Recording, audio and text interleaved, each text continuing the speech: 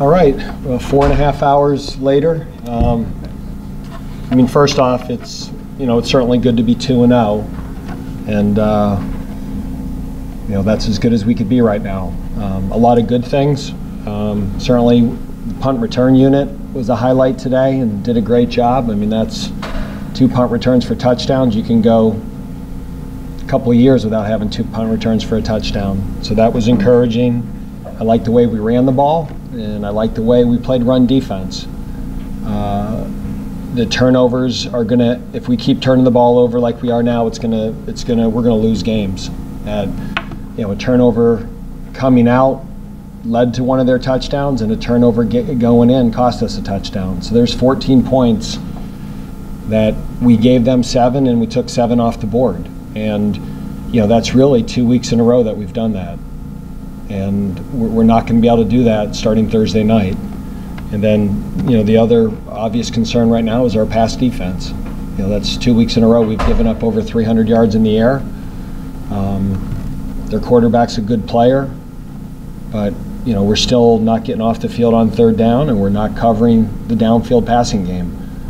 And again, it's good to be 2-0, but there are problems that we've got to address and work hard to get fixed.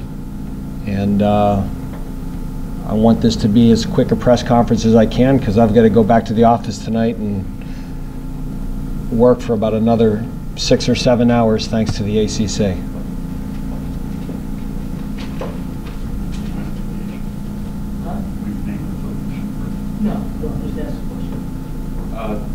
Connor from the Winston-Salem Journal. Dave, the 2 turnovers, is that more of what you're still trying to coach Sam out of? Yeah, I mean, you're going in the end zone, tuck the ball away, don't be loose with it. Even the pick, there's times to force it. Like, there's times on a 3rd down at midfield that you can maybe challenge a route, and there's other times you can't do that. And the goal is to not let the other team touch the ball, either pass deflections or tip passes, and don't let the other team touch it. And tip balls result in turnovers, and that one pick that got tipped up and that led to a touchdown. Now it's 14-14. And when you play a team against an FCS team, their goal is to stay in the game. That their goal is to have hope, and that gave them hope. And it's a 14-14 game, and then they score right before the half. And we've got to learn on defense how to shut the door on 3rd down, how to shut the door in the red zone. We're doing a lot of good things on offense, but we can't be loose with the football. And that's we had 13 turnovers all last season. We have 5 in 2 games, so that's a concern. Coach, obviously you're short a couple people at safety, but I have a feeling you would say that your issues in pass defense go far beyond that. Well, I think there's too many times that we're losing containment on the quarterback. I mean, how many times do we have what looks like a sack and then there's a perimeter escape lane? So when we run those internal blitzes, we've got to box it with the ends, and that's 2 weeks in a row that we've given up 1st downs and allowed the quarterback to escape.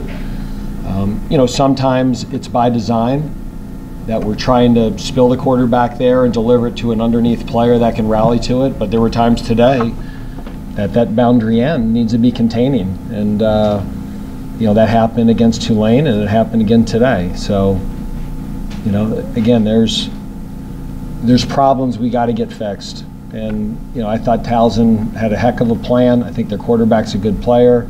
I've said all along, Rob's an excellent offensive coach. They had a great plan. But our league and our schedule here is about to really step up. And, there's things that maybe get completed for 15-yard plays that when you start playing BC and Notre Dame and Clemson are going to become 50-yard plays. Coach, still focusing on the defense, how nice is it to have like Willie Arbery as a senior now in the middle? He was part of your first recruiting class, so I'm kind of focused on a feature on him. So just talk about his progression and bringing him in and being a stalwart. Willie's just a guy that has worked and willed himself into being a really good football player. And his physical growth, his maturation as a leader, his self-confidence level, all those things. He's really become a really good player for us and a good leader. Coach, could you just talk a little bit about George and how he's come back from his injury and what he did today? Yeah, he's a pretty good player, isn't he? You know, Greg's healthy and he's electric. And, you know, I think part of the reason that we didn't have more yards on offense is, you know, there was 2 drives we didn't even get to take the field because Greg took a punt return back.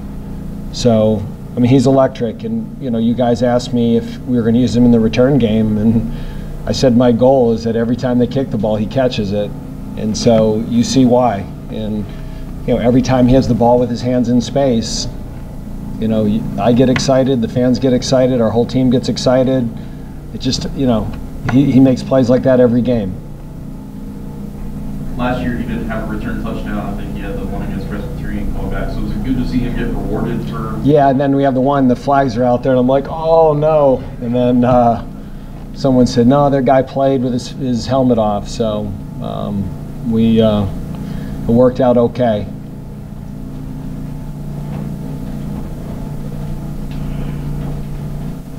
Coach, we talked about the 2 turnovers. Sam threw a pick and then had the fumble. What kind of feedback did you give to Sam, and then how was that feedback received? Yeah, I mean, it's just, Sam, you can't be loose with the football.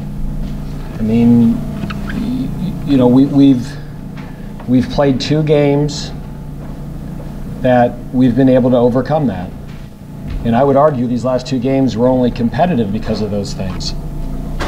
And as we get in the ACC play and we play better people and the talent level goes up, we were successful last year more than any other reason because we were good at turnover margin and we didn't turn it over. And, you know, we have a third of a season or close to half a season of turnovers already in 2 games. I don't remember how many games last year we turned it over 2 or more times. I mean, it couldn't have been many. And historically here, our winning percentage when we lose a turnover battle is not good. Coach, on the interception, do you feel like was that on Sam for trying to force it in there? Or do you think that was on the receiver for his? I don't know. I mean, I'd have to watch it. I mean, it was just kind of a bang play, but in my mind, anytime the defender can get his hands on the ball, that's it's like an unforced error.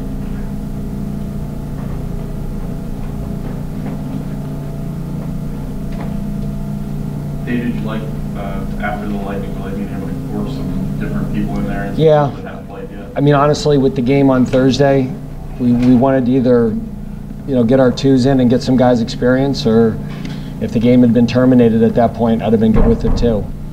You know, you just in the 4th quarter, you really, you know, you had a 3-score lead, then a 4-score lead, and you just say, you know, you start thinking BC and getting guys off the field and getting them fresh and getting recovered. So, you know, the BC score, I don't think that was a competitive game. I'm sure those guys played 25, 30 snaps, and they'll be well rested. And in this game, we allowed it to be competitive, and we allowed it to be in a game that we had to play 3 quarters. Dave, your team wasn't penalized the entire game. Does it say anything, or is it maybe the sample size is too small to take anything from that? If you want to deduct something from it, I'll take it. That's good. I didn't even know that. So, yeah, I didn't know that. So obviously that's a positive. So it means we're a very well-coached, disciplined team, Les. Please add context to that quote. Okay, please add context to that quote. The decision to hold guys out like Pat Osterhage and Cam Glenn and Amari Henderson, BC on Thursday night play into that decision? Yes, it did. All 3? Patrick, yes. Cam, it's kind of right on the edge. We just made a decision yesterday to not play him. And then who's the other one? Amari, no. Amari just didn't feel good. It felt tight. So Amari, that was not based on BC. Patrick was. He had another, over 500 yards in total offense. I sense that you're not real happy with your offense. Am I wrong in that? No, I mean, I'm happy with the production. It's just, I mean, the turnovers, I know it's going to catch up with us. Right now, we're loose with the football. Right now, Sam is loose with the ball. And, you know, when you're a freshman quarterback playing for the first time against this level of competition, there's things that you get away with in high school that you can't get away with in college.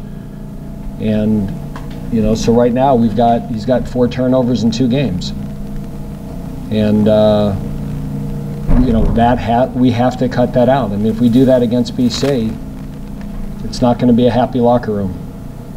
So, I mean, you know, again, you win, but the win doesn't. We did some great things today. I mean, we ran the ball for what, 340, 50 yards? You know, we did a great job on punt returns. We held them. We did some really good things, and we deserve credit for that.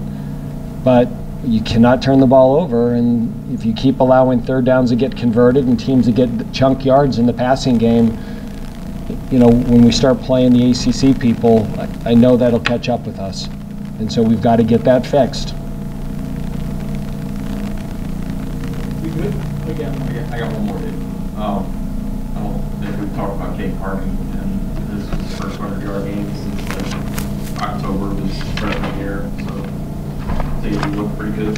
He did. Yeah, so sometimes I get the box thing in here. I didn't realize he had over 100. So, you know, Matt went down, was a little dinged up, and it was also really good to see Christian get in there and run well. So there was a lot of positives. You know, we ran the ball well. I thought we wore him down at the end in the 4th quarter. Obviously, we were in a run mode. And, you know, we have 2 really good backs, and I think we have a third. And it was great to be able to play him and give him some carries.